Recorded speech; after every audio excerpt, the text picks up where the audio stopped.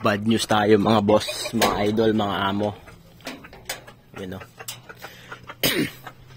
Mga madadalit tong kulungan natin kasi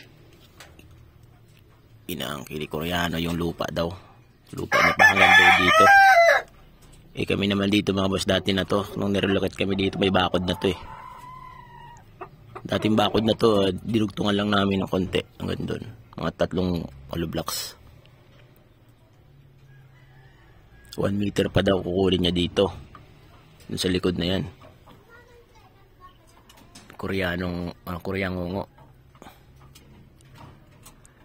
Yung mga bahay nga dito mga boss sa dulo. Malalaki na. Sagad na din sa pader yung bahay nila. Yan, gagawin natin ito.